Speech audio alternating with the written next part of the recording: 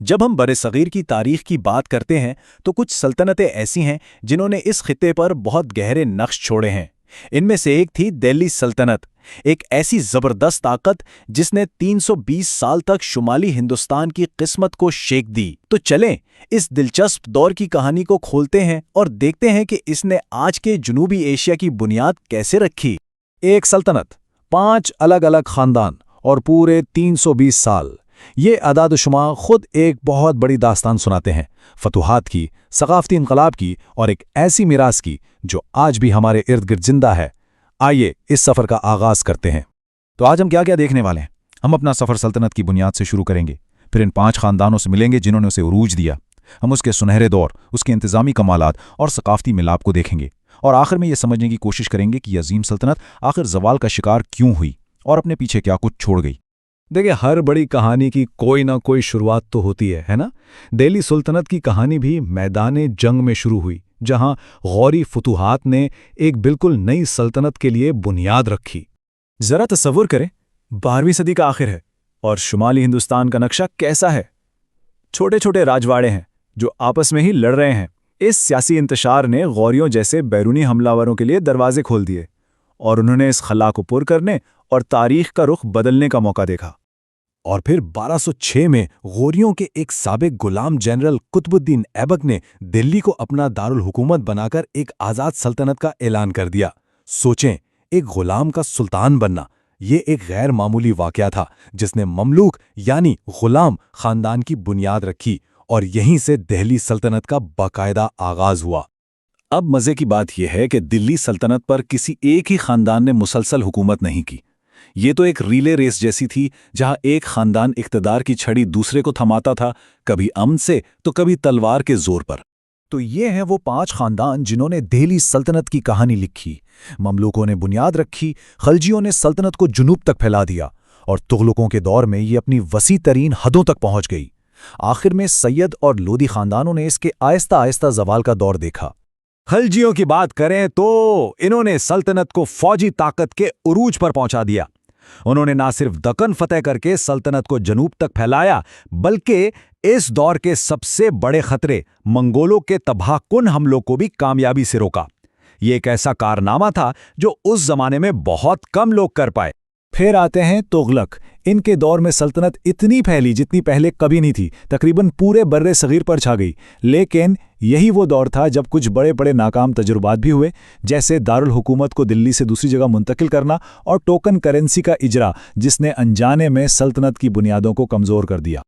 اچھا، اب ہم سلطنت کے سنہرے دور پر نظر ڈالتے ہیں۔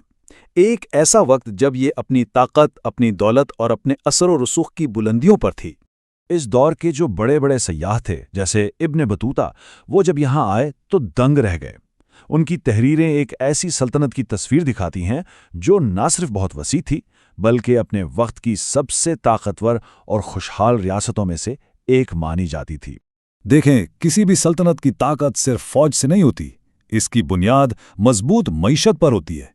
علاؤالدین خلجی نے قیمتوں کو کنٹرول کرنے، ذخیرہ اندوزی روکنے اور ٹیکس کا ایک منظم نظام قائم کرنے کے لیے سخت قوانین بنائے، جس سے مرکزی خزانہ بھر گیا اور سلطنت اور بھی مضبوط ہو گئی۔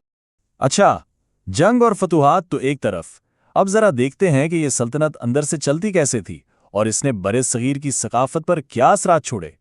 اتنی بڑی سلطنت کو سنبھالنا کیسے تھا؟ اس کا جواب تھا اقتا سسٹم۔ اب یہ تھا کیا؟ بڑا زبردست نظام تھا۔ اس کے تحت سلطان امیروں کو زمینوں سے ٹیکس وصول کرنے کا حق دیتا تھا، اور اس کے بدلے میں وہ فوج رکھتے تھے اور بچا ہوا پیسہ مرکزی خزانے میں جمع کرواتے تھے۔ اس سے مرکزی کنٹرول بھی رہتا تھا اور سلطنت انتظامی طور پر مستحکم بھی۔ دلی سلطنت صرف ایک سیاسی طاقت نہیں تھی، یہ تو کلچرز کا ایک میلٹنگ پاٹ تھا، ایک سنگم تھا۔ یہاں ترک، فارسی اور مقامی ہندوستانی روایات آپس میں ایسے ملیں کہ فن تعمیر، زبان، میوزک اور ادب میں ایک بالکل نیا اور منفرد رنگ پیدا ہوا۔ قطب مینار اسی عظیم ثقافتی ملاپ کی سب سے بڑی مثال ہے۔ لیکن کہتے ہیں نا، ہر عروج کو زوال ہے۔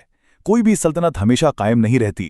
دہلی سلطنت بھی اندرونی کمزوریوں اور بیرونی خطرات کا شکار ہوئی، جس نے آخرکار اس کے زوال کی بنیاد رکھ دی۔ سلطنت کا زوال کیسے ہوا؟ بہت سادہ سی بات ہے जो चीज़ें पहले उसकी ताकत थीं वही बाद में उसकी कमज़ोरी बन गईं। मजबूत मरकज़ी हुकूमत की जगह सूबाई बगावतों ने ले ली, वफादार अमीरों की जगह तख्त के लिए लड़ने वाले धड़ों ने ले ली, और एक ताकतवर फौज कमज़ोर होती गई जब खजाना खाली हो गया। और फिर 1398 में एक ऐसी तबाही आई जिसने सब कुछ बदल दिया। तैमूर का हमला। उसने दिल्ली को तबाह बर्बाद कर दिया, मरकजी हुकूमत की कमर तोड़ दी और सल्तनत के टूटने का अमल बहुत तेज हो गया। इस तबाही से सल्तनत फिर कभी पूरी तरह संभल नहीं सकी। तो क्या सल्तनत का खात्मा कहानी का एंड था? नहीं, बिल्कुल नहीं। ये एक बाब का इख्तिताम जरूर था, लेकिन उसने अपने बाद आने वालों के लिए एक ऐसी बुनियाद छोड़ी जिस पर एक नई तारीख लिखी जानी थी।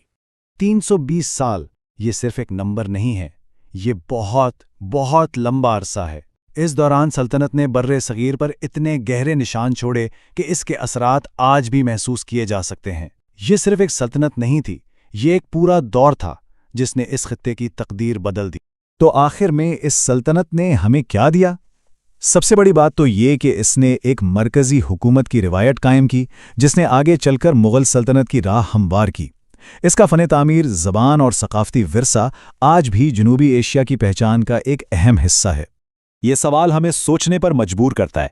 हमारी ज़ुबान से लेकर हमारे शहरों की इमारतों तक दिल्ली सल्तनत की झलकियां आज भी हमारे इर्द गिर्द जिंदा हैं। इसकी कहानी सिर्फ माजी का किस्सा नहीं, बल्कि हमारे आज की हकीकत का भी एक बहुत अहम हिस्सा है।